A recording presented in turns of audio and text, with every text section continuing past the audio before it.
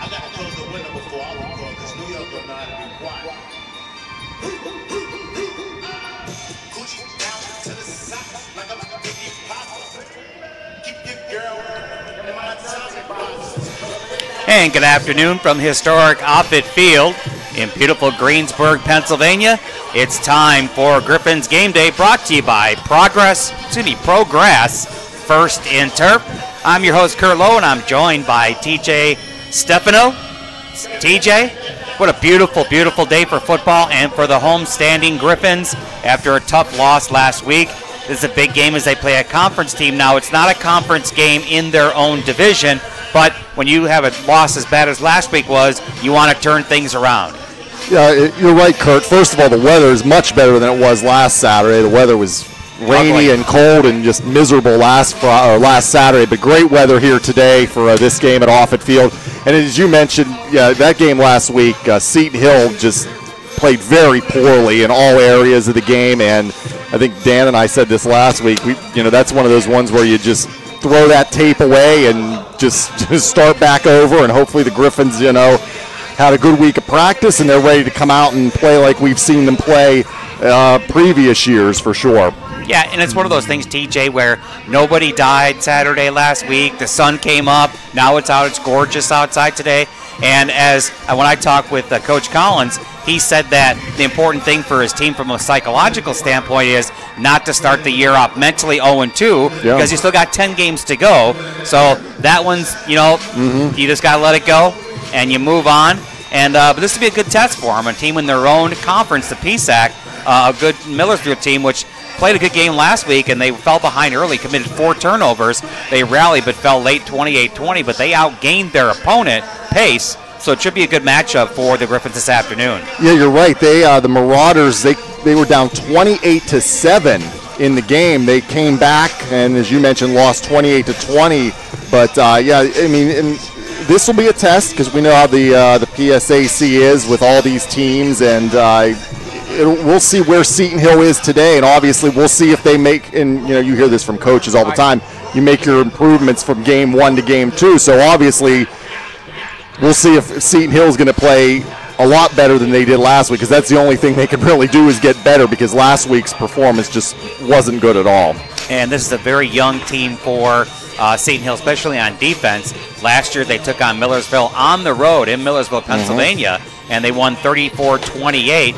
And we'll see if that game carries over to this game as far as both teams' offense being able to move the ball. And for the Marauders, for Seton Hill, defensively, they gave up almost 600 yards in total offense. They will not win if they play like that today.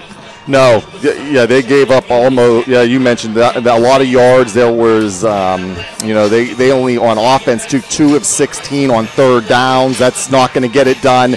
But defensively, they have a lot of new coaches on that side. Coach Collins has talked about it. They're young. They're obviously going to go through growing pains, especially in the secondary, in the linebacker positions. But hopefully, there's going to be improvement this week, and we'll see. If the guys can step up this week and play better. But there's going to be growing pains, Kurt, as we mentioned, with young guys in new positions.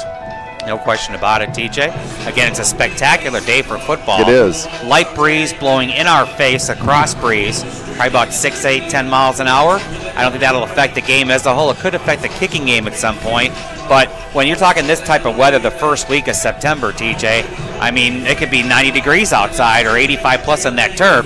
So you couldn't ask for a better day for football here. Oh, definitely. And I always say when football season starts, it is usually 90 and it's humid and it's miserable. But these first 3 weeks, especially for high school football on Friday nights, it's been pretty fall-like and very nice conditions. So, yeah, this is perfect weather here this afternoon for this game. So, yeah, as you mentioned, weather is not going to be a factor at all today here for this game between Millersville and Seton Hill.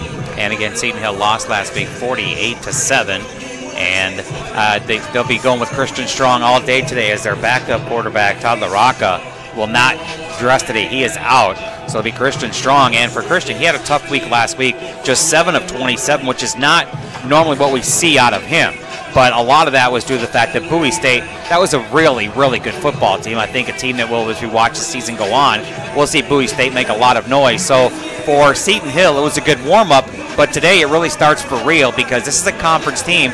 It'll give them a gauge of what it'll be like as they move into their own conference, their own division as the season moves forward. Definitely. You mentioned the quarterbacks. Christian Strong, 7 of 23, an interception, only 39 yards, and Todd LaRocca, when he came in, he really took a beating in there last week, took a lot of big hits, and he was able to bounce back from most of them there, but he got shaken up on one of them pretty good.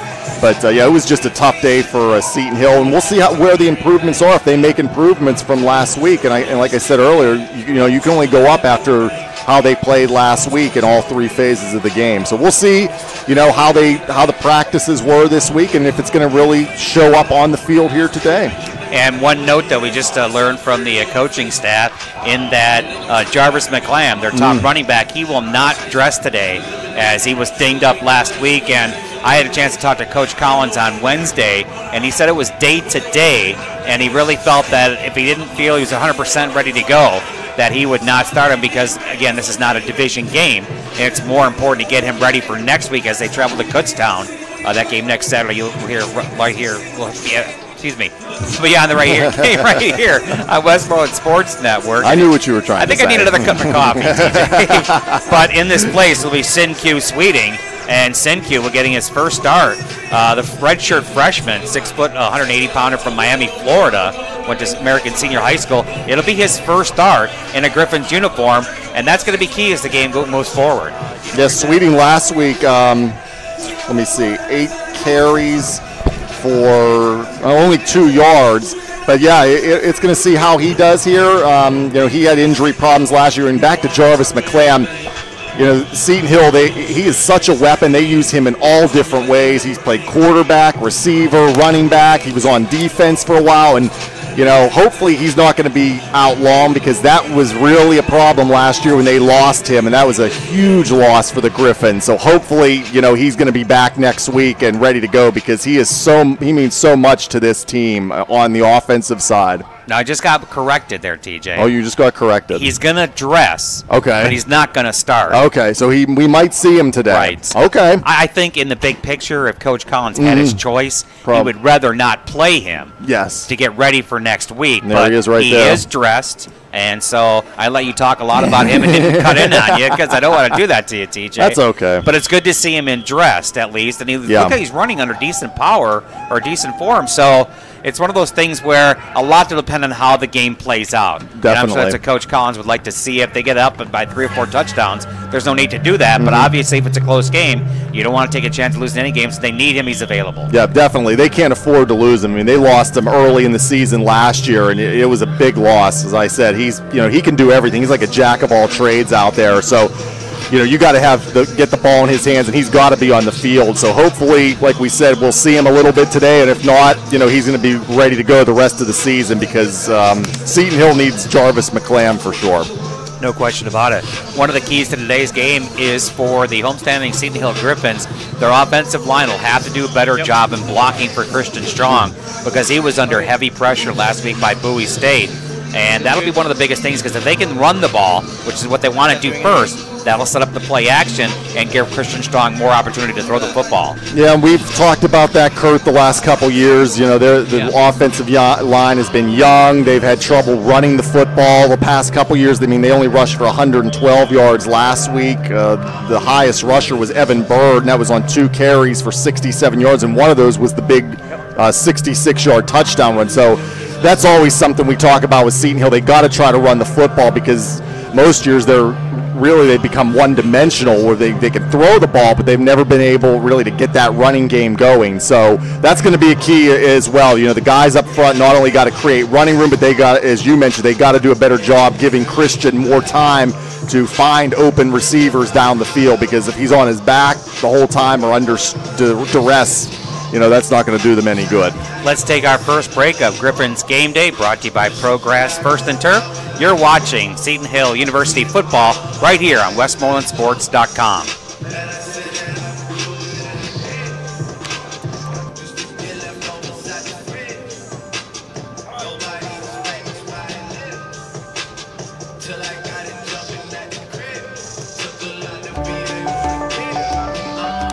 Of this progress. Possibility. trees. Big old trees. UP is a national leader in mobile technology. UP is a world-class performing arts center. UP is 94% job and graduate school placement. When UP is what you're after, look to Seton Hill, a nationally recognized Catholic liberal arts experience that will push your life and career to the highest point possible. You can't make this stuff up. Progress, first in turf. I thought Progress was a very professional organization. They were as easy to work with as you could find. The conditions are virtually always perfect in terms of what you're practicing on, and the finished product is just about as good as we could hope for. Progress, first in turf.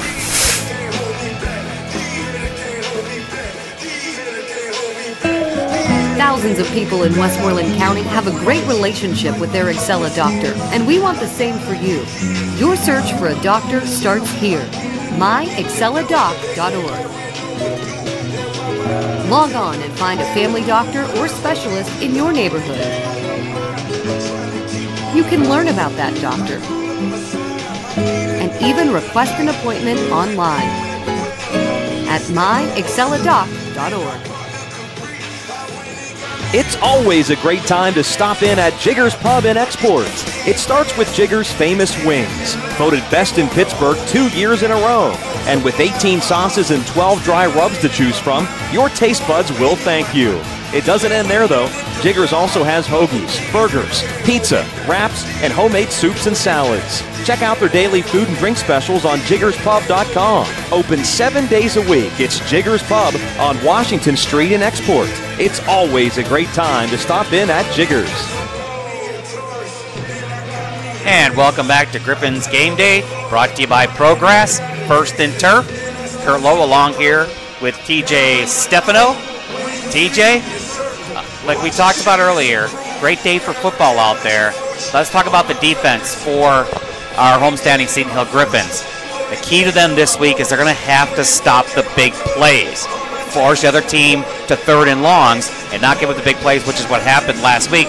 Let's give credit, however, to Bowie State quarterback Amir Hall. He was on target. I mean, everything he threw was right there as if he was handing the ball off to his wide receivers. The Griffins had good coverage on a lot of those plays, but when you have a man that at one point in time he was 27 of 29 for over 300 yards.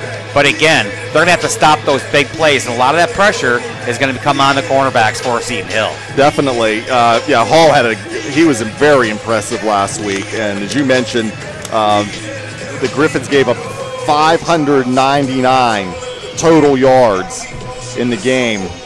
You can't win like that. You can't. 382 passing, 217 rushing. They allowed, Bowie State was 6 of 14, almost 43% on third downs. Things like that. As you mentioned, Kurt, you're not going to win games when you're giving up almost 600 yards. You're giving up almost 45% on third downs. And you also mentioned a lot of big plays. A lot of big plays by Bowie State, and really, for the most part, Seton Hill just didn't have answers. Bowie State was just driving up and down the field on the Seton Hill defense. So, again, we talked about there is some inexperience. There's new coaches on the defensive side, so, they're probably going through some growing pains, trying to get on the same page. And hopefully this week we'll see a better performance defensively as these, as the coaches and the players, start to get on the same page, start to, figure each other out and everything. So, but yeah, it was a tough week last week for the Griffins. I mean, that's all I can say. There's no other way to put it. And now another starting lineup change for Seton Hill. As starting linebacker from Minneota, Florida, Calvin Alardo. He will not start today. The redshirt sophomore is out, and he'll be replaced by freshman Sam Pagella. Sam Pagella, a 6', 200-pound freshman from Germantown, Maryland. He'll get to start at outside linebacker. And for the Griffins, from a defensive perspective, a lot of their what's going to determine the game today is going to be on their defensive front. Tyler Appa, Jaquan Thompson, Eric Sprice, and Keyshawn Pettit-Farrar. The pressure, they're going to have to put pressure on Millersville quarterback to give the Griffins defense a chance to get off the field and force those third and long situations. And that's something we didn't. That's a good point. That's something we didn't see last week against Bowie State. We talked about how Amir Hall did. I mean, and you got to give credit to, of course, their offensive line for doing a good job, but he rarely was under any pressure at all last week. He had time to, survey the field, find his receivers, find running room, because he killed him with his arm and his legs last week. So you're right, Kurt. The defensive line has to find a way to get pressure, get into the backfield, get to the quarterbacks, get to the running backs, try to blow plays up, and try to prevent, Millersville from trying to get anything going offensively for sure. But that's going to be a big key this week to see how those guys up front on the defensive line do. And they have experience. A lot of those guys are experienced up on the defensive front for the Griffins. So that is going to be a big key, and we'll see if the Griffins improve in that area today. And right now on Griffins Game Day, we're going to send it back to the studio to Dan Flickinger, as Dan has an interview with head coach Collins. You're listening to Griffins Game Day right here on Westmoreland Sports Network, brought to you by Progress, First and Turf. Fletcher's Outdoor Power Equipment is just the place for all you outdoor working enthusiasts. Family owned since 1985, Fletcher's offers a customer-centered experience and unparalleled service support. From lawnmowers to chainsaws and snowplows and UTVs, Fletcher's is your one-stop shop for your outdoor power equipment. We also offer full service on all of your equipment. Visit our new location at 2510 Route 66 South in Delmont, or visit FletcherSalesandService.com.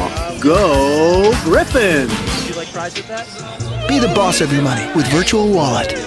Night at the Opera. I'm so excited about you. Schedule expenses. All in favor of Night at the Opera, say aye.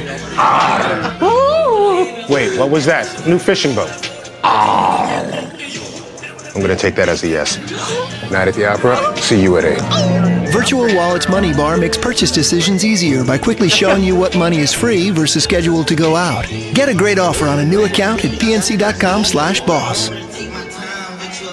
The team at Three Rivers Orthopedic and Spine Products is comprised of over 150 industry-certified employees. Each one is ready to meet your sales and support requests whenever you need them. Three Rivers sales professionals and surgical technicians are on call 24 hours a day, 7 days a week to ensure our customers receive the best consultation on any one of our wide range of products to fit their needs. Learn more by visiting the number 3riv.com. And go Griffins from Three Rivers Orthopedic. Right over this way? Yeah, that's awesome. You can have a seat right here on the table, and we're going to lie you down. Okay, you about ready to get your first treatment? Yes, Doc. Wait till you see how easy this is. You're going to do great. It's going to be a piece of cake. You'll see. Good.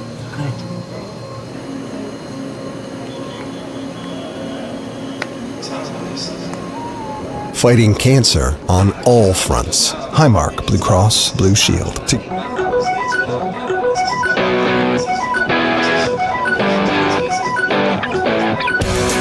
The Head Coach Isaac Collins Show. Here's Dan Flickinger and Seton Hill Head Coach Isaac Collins. And we welcome you back to Griffins Game Day as we continue from Offutt Field in Greensburg. Our Griffins Game Day pregame show presented by Progress, First and Turf. I'm Dan Flickinger. Now it's time to go inside the Head Coach Isaac Collins Show, which is presented by our friends at Dino's Sports Lounge in Greensburg and Latrobe, as we talk with Coach Collins during every Griffins Game Day pregame show.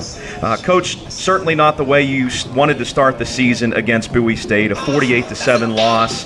Evan Bird takes the opening touchdown. You guys got off to a quick start with 1:05 into the game, and then Bowie scores 48 unanswered points on you. Kind of what went wrong in the game, what you saw from the film after you got a chance to look at it, and of course from the sideline as well, that Bowie was able to do what they did to you guys at home in the season opener. Well, I think it starts with just all the things that we were concerned about going into the game, kind of the unknown, a lot of new faces and new positions. So certainly from our perspective defensively, we had talked pregame that we were going to have our hands full with a very, very good offense. And I think when we couldn't get on track offensively. That kind of lent to Bowie State really getting some momentum and being able to kind of do some things that put us at a disadvantage defensively, and certainly put us in a position where we had to get a little bit out of our game plan of what we wanted to do, which was originally, as you saw in that opening drive, run the football.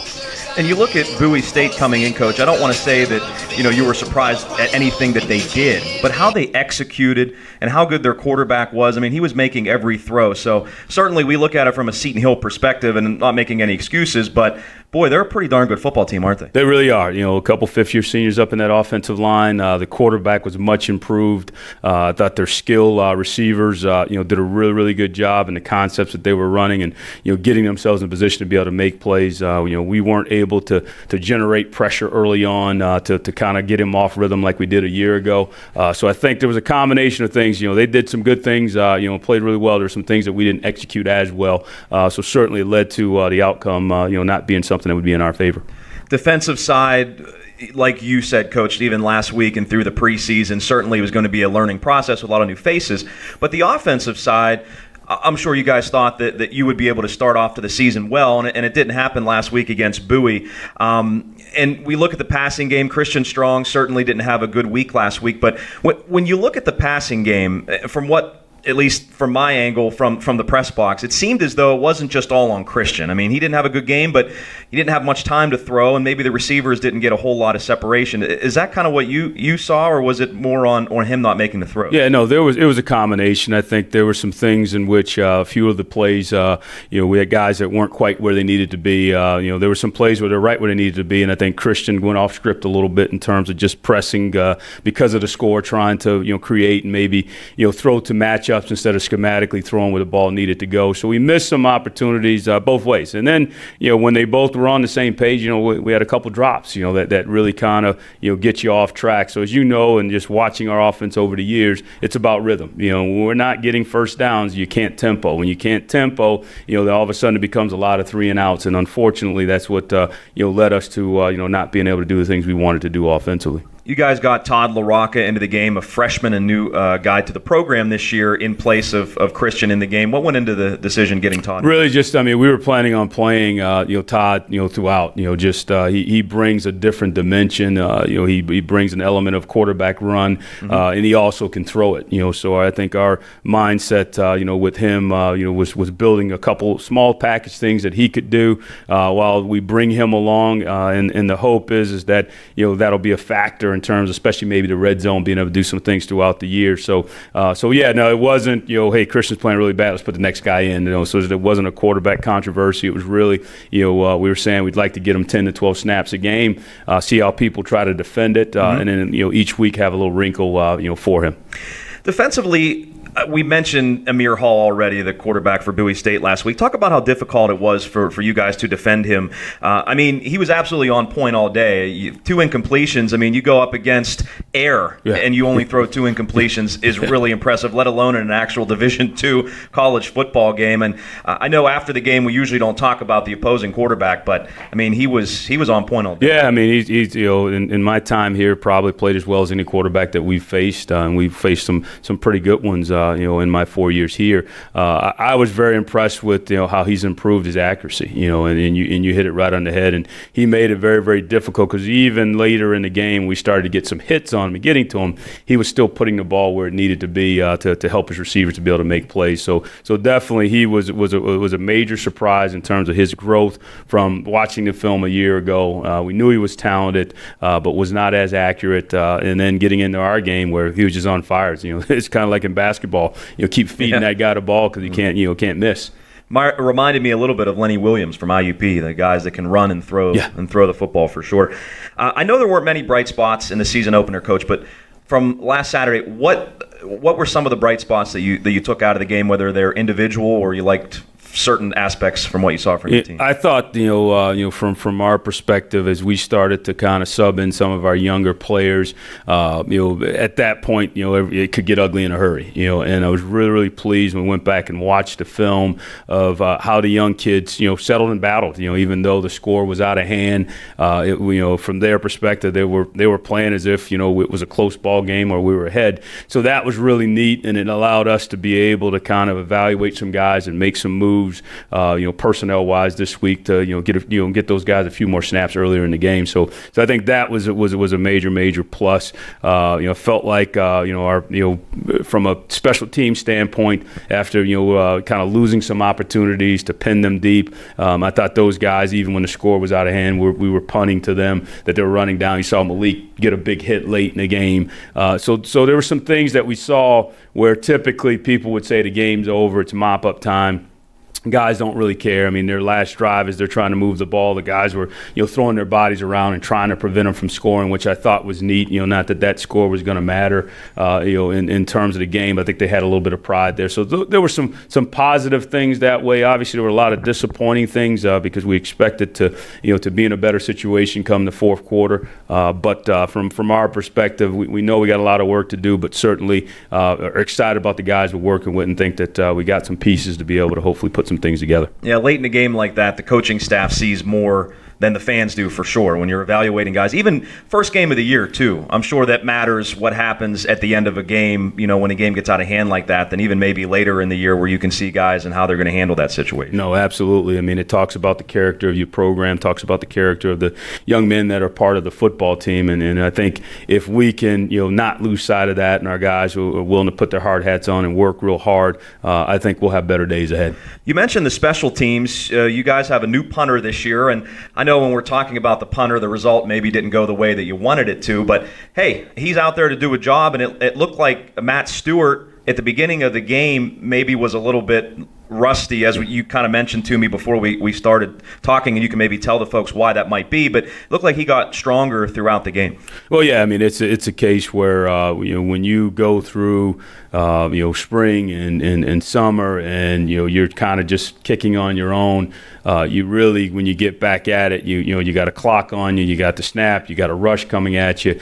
So he had about 3 weeks of kind of preparation. I had a little bit of mild pain in the leg that we had to give him some time off during training camp. But he's battled, and certainly watching him in practice and watching him in some of the scrimmages, when he gets a hold of the football, he's definitely going to be a weapon for us. So we think as we go through this season, as long as we can keep him healthy, he's going to have a great chance to be one of the top punters in our conference. Another bright spot certainly from the game was the touchdown you guys scored, Evan Bird breaking the 66-yarder. And I mentioned on the broadcast, Evan was a guy that got some time early for you, Coach, a few years ago, and had a big fumble against Shippensburg, and maybe never fully, and I know last year he had some carries for sure, but never maybe fully got back to carrying the ball a lot. But now he kind of took over for Khalil Howard in that fullback spot. I know he's been working hard. He's a 4-year guy for you.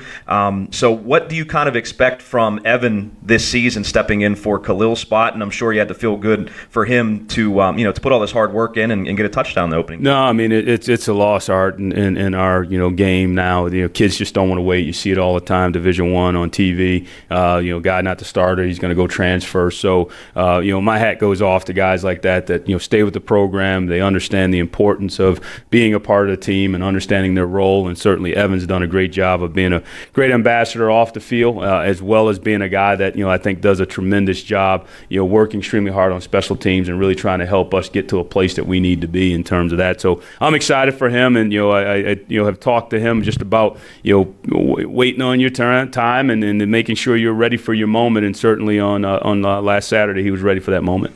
What was your message to the team after the game, and how do you think they've responded in practice this week? Well, I mean, I think it was obviously tough because when you go into the opener and you're excited, you went to their place, you beat them a year ago, to kind of have the game end the way it ended, was rough for them. And I just shared with them what our mission is. Our whole thought process in terms of where we're going as a program is that we got to be ready to lock it up and lock it in and be ready to focus on the next game. So I told them, so look, the PSAC, is still there to be had. There's still opportunities for us to win PSAC games. There's still opportunities for us to be a good football team. That this is not going to define our season, and let's not let Bowie State beat us 2 weeks in a row. Let's find a way to regroup. Guys that are banged up, let's get you healthy. Guys that are injured, let's get your backups ready to go, and let's focus on the next step in the process. Because as I told them after the game, I said we're contracted for 11 games. Right, that was just one. You got 10 more. So let's focus on that. Let's enjoy enjoy what we have together,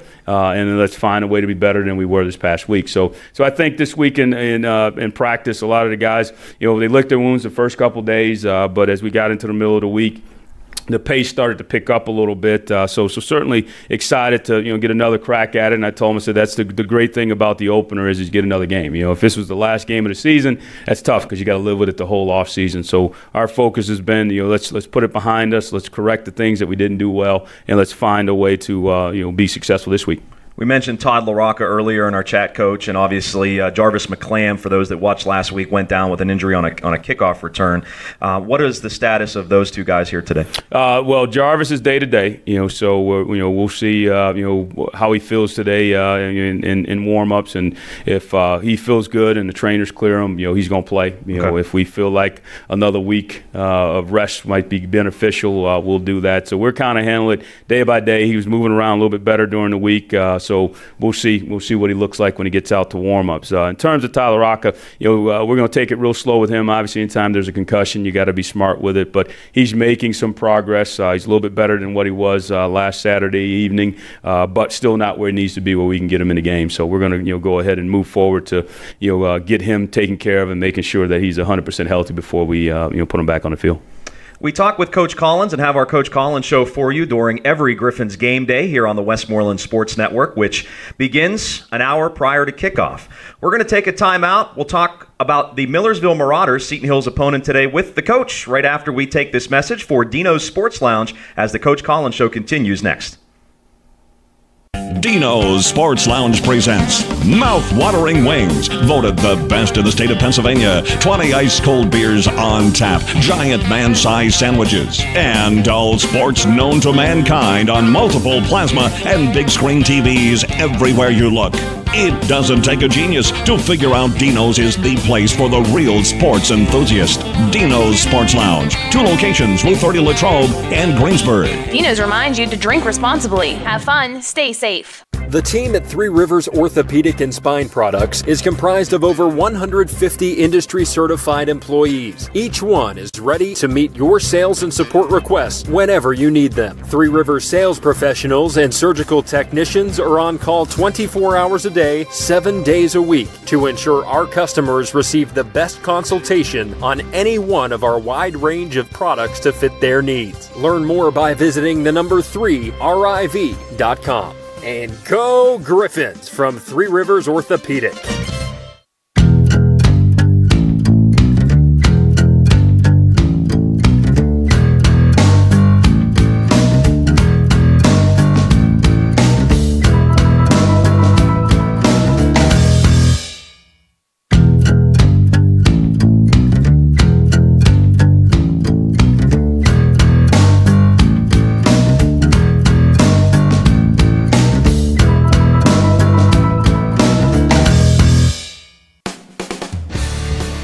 This is running back Evan Bird, and you're watching the Seton Hill Football on Westmoreland Sports.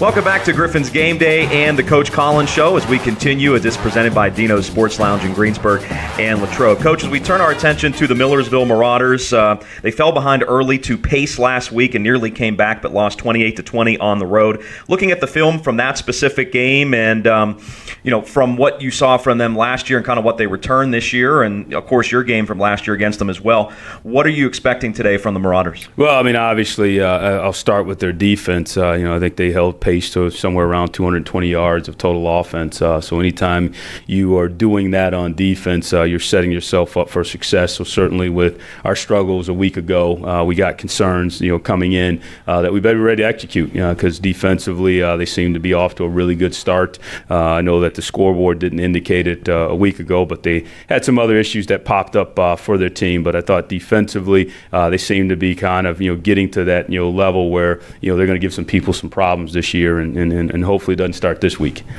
Millersville committed 4 turnovers in the game against Pace, and I'm sure that led certainly to the loss there. I'm sure that's something you've made your defense very well aware of this week in practice. Well, we talk a lot about creating turnovers and being great on third down anyway, but certainly there's some opportunities based on what they did. But as we shared with our players, when you turn the ball over that much, I'm sure they were doing ball security drills and all that good stuff all week to prepare. But we got to go out and be able to try to generate some turnovers, try to put ourselves in a position defensively, where we're creating some long yardage situations, because that seemed to be when they struggled a week ago against Pace. So definitely we're going to have some challenges. I think schematically, while I don't think they'll have necessarily the talent that Bowie State had, what they do schematically and the way they use their skilled kids and the way they play, the 2 quarterbacks, they're certainly not afraid to run that quarterback. They're adding extra gaps, anytime that you run the quarterback. So there's going to be some stress on us defensively. They do some motion things that I know is going to be interesting to watch our guys try to adjust to it. They did a pretty good job during the week of getting in the right place. So hopefully if we can come out, I know a year ago they opened the game up with an explosive play off of a little bit of a gimmick motion that we got out of position. So we think we've prepared and got our guys in a position ready to handle that. So I think if we can do that defensively, we should be in pretty good shape. I mentioned in the first half of the interview about some bright spots. Obviously, not only did you guys get the touchdown right off the bat, we also forced a fumble. Cole Shooker, who played well last week, is a new starter. I know he had some time, but so that was probably big for you, and hopefully you can get some more today against Millersville. Well, I think each game that you get under your belt, as long as the guys are handling it the right way, it's setting you up for future games. Because with each game, you're no longer a freshman, you're no longer a first-time starter. So our hope is that we can find a way today to have it be another step in the right direction, and then build from there. But we're certainly excited about the bunch we have. We got some good kids. We think they're going to play hard. We know they're going to make some mistakes. And the mission is hopefully we can have a team effort win here today. Where if something happens on offense, we can make it up on defense or special teams, and vice versa. Seton Hill went to Millersville last year and won 38-24. Coach, what are your keys to do it again here at home? Well, I think we got to be able to run the football. I think from their standpoint, I think they're going to see what Bowie State did and try to apply some pressure. So I think in order to help Christian out, we got to be able to run the football and chew some clock to allow a young defense to keep its feet underneath it. We got to connect on the explosive plays. That's what we do here, and we didn't do a really good job of that a week ago. We missed some opportunities. We were behind their secondary a couple times, and it was either a drop or an overthrow. We got to find a way to make sure we're on point with that, and hopefully with another week of practice, we're one step closer to shoring those things up. And I think if we can run the football, hit our explosive plays, move the sticks, not find ourselves in positions where we're 3 and out and punting the ball away. I think that's going to set us up to be successful. Special teams wise, we got to find a way. They've showed some issues in their protections with punt. Try to find a way to either get a block punt or get a punt return. And then when we are kicking, I'm sure they're going to try and come after us a little bit. Based on the film that we didn't see any pressure a week ago. We came out with a couple different sets and formations in a punt to kind of keep people honest this season. So our special teams coordinator is doing a good job of that. So I think we got to do our part to make sure we're creating those short fields for our offense and creating the long fields for their offense. And then defensively, it's always going to come down. You're going to hear me talk about it all years. Our ability to eliminate the explosive plays. That was the difference a week ago, and really going back to last season. We played pretty good defense, but we'd always give up an explosive play or two, and maybe not necessarily a touchdown, but would open up the field position to lead to a touchdown. So I think we got to be ready for some of the gimmick things they're going to throw at us. We got to be stout against the run, and we got to find a way to be able to get off the field on third down. Coach, thanks a lot for your time, and I know that your life is football, but we also, talk about a lot of different things, off the air about your family and different things going on. And I saw a tweet earlier this week. I believe it was from one of the Seton Hill accounts about how much money that was raised in all the athletic events for the victims of Hurricane Harvey. And now, of course, with Hurricane Irma bearing down on Florida this weekend, certainly our thoughts are with everybody affected. But I know a lot of different organizations around the country are raising money, but kudos to Seton Hill University for stepping up and doing what they did in the football game, the soccer games that were here on campus. a great job, and every dollar counts. Yeah, no, absolutely, and I think we're training young people of why we're here, to serve and to look out for others. So certainly, I think Seton Hill does it better than anyone. And from our perspective, I think the young men that play in our program are benefiting from that type of leadership. So yes, no, it's outstanding, and the interesting thing is with that is we got a number of guys from the state of Florida. Sure. Hampton Office Products is a proud furniture provider for Seton Hill University and has been servicing Westmoreland County and the surrounding area for almost 40 years. Hampton Office Products has all the basics with office and teaching supplies, but we also design office furniture along with restaurant and school furniture, which we happily deliver and install personally. Why buy from the big box stores when you can buy local? Stop in our newly expanded showroom at 248 Donahue Road in Greensburg or visit HamptonOffice.com. Family owned and operated since 1976. We're Hampton Office Products. Dino's Sports Lounge presents Mouth-Watering Wings, voted the best in the state of Pennsylvania. 20 ice-cold beers on tap, giant man-sized sandwiches, and all sports known to mankind on multiple plasma and big screen TVs everywhere you look. It doesn't take a genius to figure out Dino's is the place for the real sports enthusiast. Dino's Sports Lounge, 2 locations, Route 30 Latrobe and Greensburg. Dino's reminds you to drink responsibly, have fun, stay safe. Your business, your health, your family, your property, and your future. Marthinson and Salvitti Insurance Group is here to prepare you for the unexpected. So what is yours stays yours. Representing over 30 insurance carriers, you can be assured that Marthinson and Salvitti Insurance Group will build you the right insurance program at the most competitive rates on the market. Visit msipa.com or call 724-222-8400. Marthinson and Salvitti Insurance Group, Park Avenue in Washington, PA. Protect what is yours. PJ Dick Trumbull and Lindy Paving and their family of companies are proud to support Seton Hill University athletics. The companies have a 34-year history of constructing the most notable projects in the Pittsburgh region. We perform comprehensive construction services in general contracting, construction management, heavy highway, site work, and asphalt paving and milling. PJ Dick Trumbull and Lindy Paving. We take the best and make it better.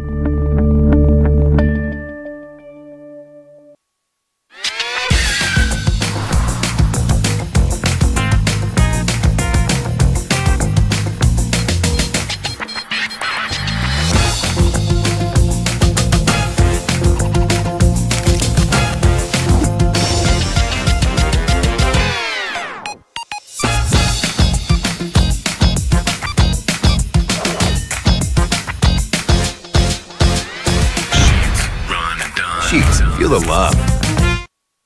We are the game changers, the healthcare innovators, the can-doers, the non-quitters. We are the midnight studiers and the all-day test takers. We had a dream and we followed it. We saw an opportunity and embraced it. We captured it, carpe diemed it. We did more than take notes or memorize a book. We stepped out of the classroom, put our knowledge to the test. We didn't do it for awards or recognition. We did it for the lives we'll change. We are the future of medicine, the Lake Erie College of Osteopathic Medicine, and we will change the world.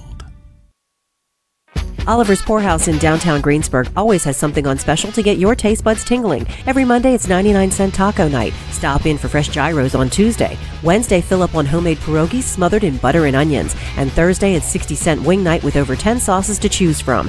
Daily drink specials, too. Oliver's has live entertainment every weekend of the year. To check out the schedule, visit online at oliverspoorhouse.com. Call 724-836-POUR for Oliver's Poorhouse, North Pennsylvania Avenue, Greensburg. And welcome back to Griffins Game Day, brought to you by Progress First in Turf, right here on WestmorelandSports.com. I'm your host, Kurt Lowe, and along my side is TJ DiStefano. And TJ, before we talk a little bit more about the pregame show, there's a couple of notes I wanted to pass along to Griffin fans. First, the head coach Collins wanted me to pass along the fact that two of the Seton Hill Griffin family passed away over the offseason. Head athletic trainer Ken Kopeski, and also longtime head athletic trainers, I should mention, team manager Jake Hempfield. And we just want to send our condolences to the family and let them know that we know their service was long here at Seton Hill and we really miss them. Yes, most definitely, for sure. Two great people here associated with the not only Seton Hill, these certain sports, but for the whole Seton Hill family for sure. Absolutely. I also wanted to pass along that at halftime, the Seton Hill University lacrosse team, they won the conference last year, and during halftime they will be honored right here at Offutt Field. So we want to say congratulations to them, and also, like I said, we'll be showing that they will be honored at halftime as well. Yeah, it's a great honor as well. Try to cover a lot of sports here for Seton Hill, and lacrosse is a great game to watch and play. I know. I've watched some on TV, and it's fun. It's really interesting. They do a lot of hitting out there. They do. I know. It can get violent at times. You're right, Kurt. But that's a great. So congratulations to the lacrosse team for sure for a great year last year. When the Aztecs used to play, people used to die or break limbs or crack necks and stuff out there. So, and then also one feature we want to pass along to the fans watching the game on WestmorelandSports.com is the fact that now we have a second camera we've added, and of course we have instant replays this year as well. So as we continue to progress here on Westmoreland Sports, second camera, so fans, you'll see a different angle of replays and obviously live play as well.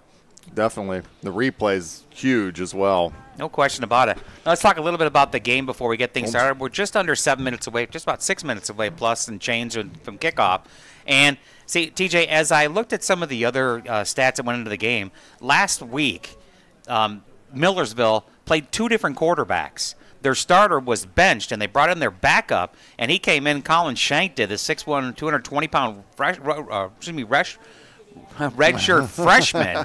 He ran for 2 touchdowns and also threw very well, and they almost won that game last week as he came off the bench to lead his team. They had 2 fourth-quarter drives, which ended with turnovers, which is certainly going to be a big part of today's game.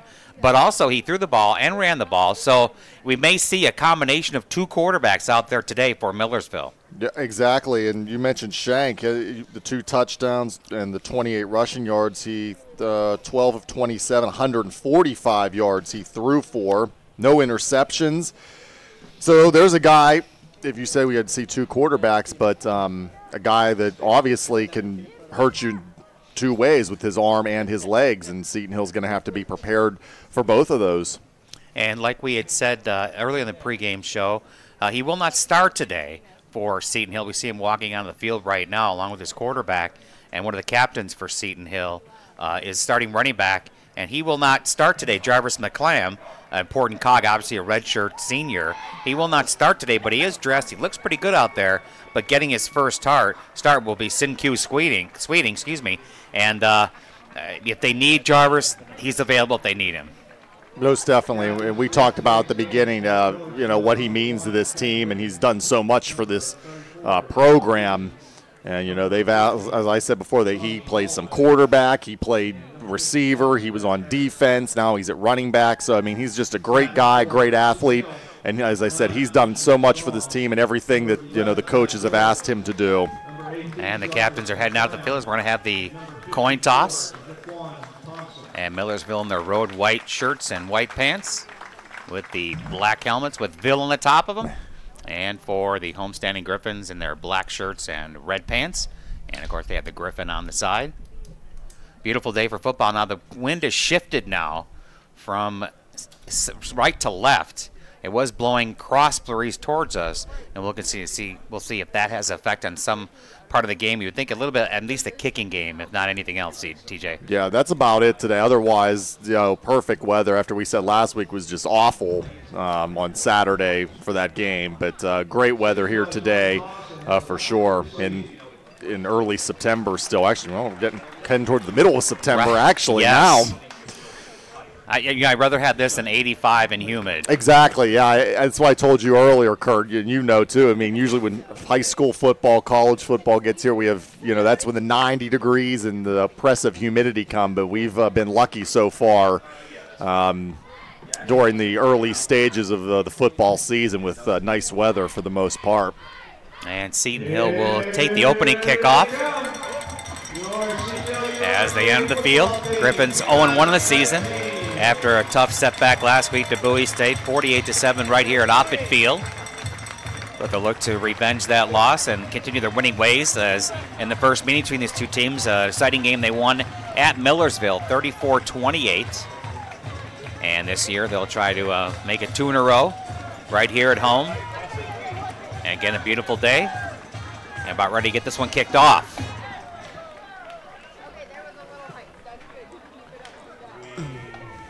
And on to kick off will be Joey Farley, 5'9", 155 freshman for the visiting Millersville Marauders.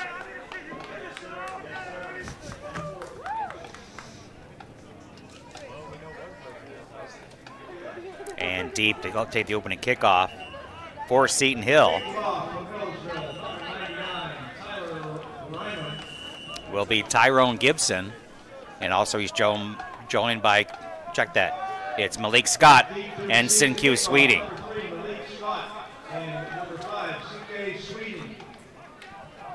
The clock says 15 minutes, and the referee's gonna give Farley the okay, and now we're ready to go. Kicking with the wind behind him. Farley's high kick to the near side, and it's going to be taken at about the 5-yard line and fumbled through the end zone. He's got to take it out. Sweeting up across the 12 to the 14-yard line, and that's where Seton Hill will start their first possession. And maybe that wind tricked him a little bit on that one, TJ, as he thought he had it, lost it. Yeah, tough start there for Seton Hill, by Sweeting to bobble that kickoff. So they are going to have the long field to go here. But starting at the 14-yard line, but we will see the Griffins offense right out of the gate here. It'll be Kirsten Strong at quarterback. Wide receiver is Ty George, along with Kurt Adams. Running back, of course, is Sin-Q Sweeting getting his first start, along with fullback Evan Berta. They come out in the pistol. 4 receivers to the far side. That's where they throw. Completed to Adams across the 15 and down near the 20. A flag is down. And we'll check out the flag. It came at the point of the tackle. And it looks like it's holding, Kurt. The umpire threw it, and that's usually holding. I think I actually saw him make the signal. So it looks like this is going to come back. So the longer field, it's got even longer here for the Griffins. So not a good start after bobbling the kickoff. Now a holding penalty backs them up even farther here into the shadow of their own goalpost. Offensive line for Seton Hill looks like this. At right guard, Jake Linder. At right tackle, Uriah Golding. The guards are Bryce Stevens, and also, at left guard is Bryce Stevens, and at left tackle is A.J. Lassiter. So it's 1st and 14. In the pistol, fired to the near side, caught at the hash, up to about the 14-yard line. On the reception was Ty George.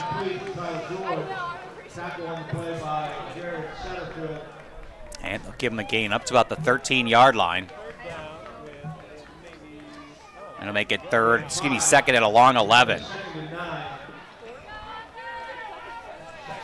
Strong, looking far side, caught over the middle.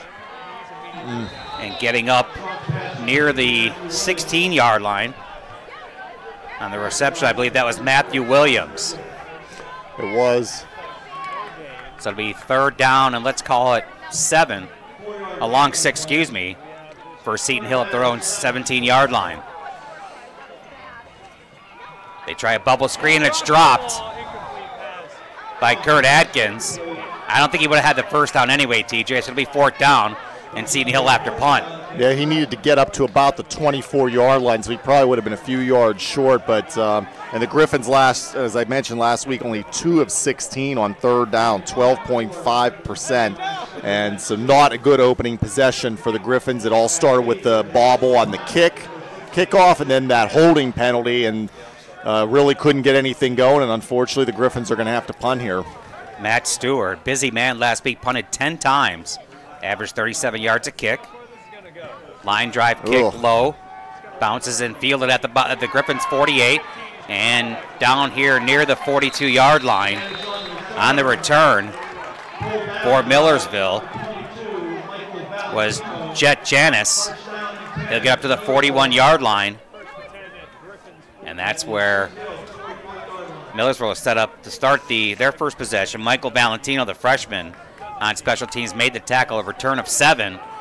And not the start that Coach Collins wanted, as his offense goes 3 and out, backed up by the penalty. And now Millersville comes out no huddle. Yep, and Millersville going to start on the plus side of the field here at the Griffins 41. So the Griffins defense going to be tested early here. Colin Shank, the redshirt freshman, quarterbacking. He's going to fire over the middle. It's caught inside the 20 and down the 14-yard line. It's Kevin Wiggins. Check that, the 18-yard line. And that's a gain of 23 on first down. Noah Davis on the stop there, but Wiggins wide open. Good throw there by Shank. And as you can see, Noah Davis tracks him down there. Gets an ankle tackle. If Davis doesn't make that stop, Kurt, that's most likely a Millersville touchdown. Just about 2 minutes gone by in the first quarter. They're going to try they're going to quarterback sneak his Shank up the middle. He's going to get near the 10-yard line. He faked out the announcer as he faked it to Wiggins on the jet sweep, and he got almost 7 yards, and he does. It'll be 2nd and 3. And we talked about that at the beginning with Shank. You know, he can do it with his arm and his feet, and he took it right up the middle there, positive yardage, and Seton Hill defense on their heels right now. Empty backfield for Shank. Seton Hill looks like they want to blitz. Low snap, ball's loose, and they're going to get him for a sack and give credit on the tackle. 60. That's Devion Laney. Gets credit for the sack, but that was really forced by the bad snap. And so that'll back him up. Sorry, TJ. It'll be 2nd down, and let's call it at the 16. We have a flag on the play. Offsides against the defense. Oh, boy. That really hurts. I didn't even see the flag. That is a big killer there. Wow. That'll be 1st and goal from the 5-yard line for Millersville. Their first possession, they've driven it from the 41 of Seton Hill. Now they have a 1st and goal at the 5. Seton Hill last week, Kurt, only had 6 penalties for 55 yards, but both of these penalties so far have hurt the Griffins. The holding one on the offensive possession, now this one on defense. And this time they false start. Does Millersville, so that'll back them up 5 yards. Yeah, we talk about these penalties, and you see when they start adding up what it actually happens. And now, as you said, that should have been a sack probably back around the 18-yard line, but all of a sudden Millersville closer, but they just hurt themselves there with that pre-snap penalty. That's their first of the game. 12:20 to go here in the first quarter. Seton Hill went 3 and out, and now Millersville is driven from the 41 of Seton Hill to the Seton Hill 10. 1st and goal. Check that, the 11. Shank rolling this way, and he's going to go down right at the line of scrimmage. And a nice tackle for Seton Hill. It was Jaden Emberton Gaines, a redshirt freshman, making the tackle. He was out there by himself. TJ made a nice play. He was. Gaines out in the flat there, tracked Shank down, and was able to pull him down as Shank tried to get to the corner here on the near side, but Gaines running step for step just got him with an ankle tackle there. Nice job. 2nd and 10, goal from the 10. Shank rushed, and he's going to break containment, but then he's going to get sacked. Back at the line, back to the 15-yard line, a loss of 5. A host of Griffins were there for the sack. It'll be 3rd and long. I didn't know if Shank was going to go down there at all, Kurt. He was just standing there in a massive humanity and trying to find some kind of running room out of there, but eventually he went down, and good job by the Seton Hill defense coming up big here. I think that's Cole Shuker. 55. 55 was the first one that got in there for Seton Hill. Joined by Jaquan Thompson. 3rd and goal from the 15. This is big right here. Shank throws towards a fade towards the end zone, and it's going to be caught, but he's out of bounds. It was a nice throw just outside the end zone. He was trying to get the ball to his receiver out there, Xavier Jenkins, but a nice throw, but just out the back of the end zone. That was real close for Seton Hill. That'll force a field goal. Yeah, Seton Hill ducks a big bullet there. As you mentioned, Shank put it right there. It was a little bit, the receiver, Jenkins, just out of bounds, but otherwise it was right on the money with the pass. So let's see if Seton Hill can hold them to a field goal here. 32-yarder, bad snap, ball loose, and Seton Hill's going to get a break as they throw him for a loss. And on the tackle for Seton Hill, Farden Allen. And a bad snap. Yeah, they had a bad snap on the 1st and goal from the 5. They did their 2nd and short from the 10. Didn't cost them, but that time they gave up points as a bad snap gives Seton Hill the ball. Huge break for the Griffins. Yeah, big break for the Griffins there. First, the receiver was out of bounds on the touchdown, and then the bad snap. So Seton Hill ducks a bullet there after being no pin back in their own end. Let's see how the offense looks on their second possession here of the afternoon. A little better field position outside the 20. 10:42 to go, first quarter, no score. Second possession for Seton Hill. Hand up on a delay and getting decleated at about the 26-yard line was the fullback, I believe, for Seton Hill. He got hammered, TJ. Evan Bird. Wow. Yeah. You can hear that way up here. Oh, yeah. He got high load.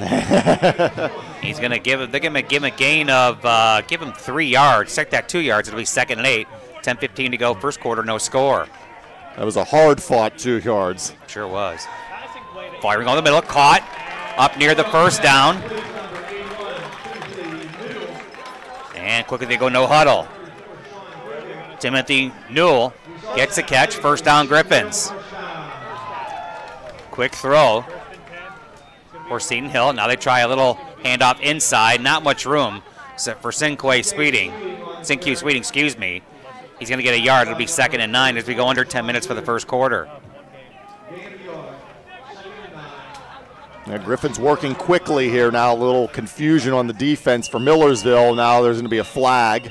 I believe the tackle on this side jumped for Seton Hill, and that was Uriah Golding. And that's going to be penalty 3, Kurt, on the game.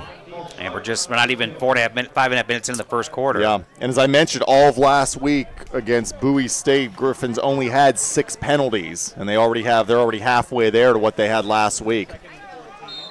And it'll push them back. It'll be 2nd and 14. Ball nose of the ball right at the 30-yard line. And this is another thing with the Griffins. They have something negative happens. It always just seems to kill drives for them. So now they're put themselves behind the chains here. Back to throw. Firing deep. He's got a man down there, but he doesn't see it. Now there's a flag in the backfield. They may get pass interference against Millersville.